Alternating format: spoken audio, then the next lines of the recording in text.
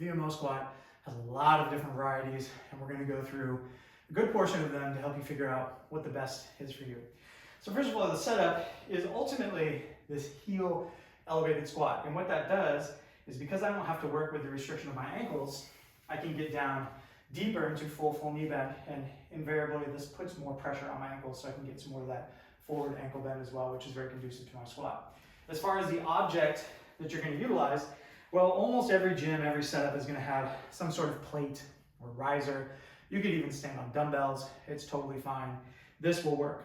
A slant board is, of course, the preferred method if you happen to have one. It's not critical. And all else fails, let's just say you're in your room or your garage all by yourself and you got nothing going on. This is more challenging, don't get me wrong, but just staying balanced on your toes and going through that same range of motion is totally fine. As far as the technical elements that we're trying to accommodate here, my ordinary squat is going to look something like so. My heels are flat, my knees are flared, my chest is upright, but you can see there's a lot of chest to thigh contact as I go down.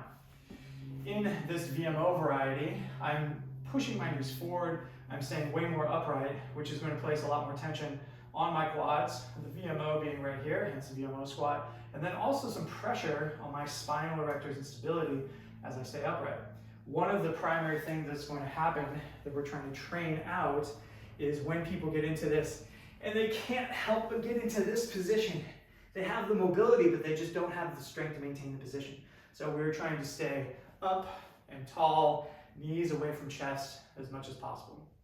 As far as which object you use, it's going to change that a little bit, but the principles stay ultimately the same. This being approximately the same as this being a little bit harder, but they all have to be about the same.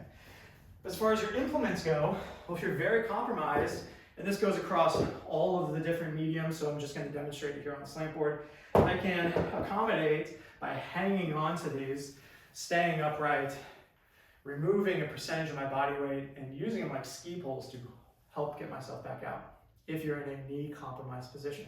If you're doing just body weight and you're working through some pain, you might find that even if you have a fairly strong squat, a nice controlled sequence of 20 of these is going to cook your quads like crazy.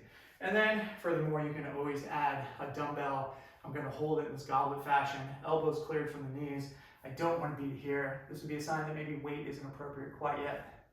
Nice and tall, straight up into the air, holding that nice and tight.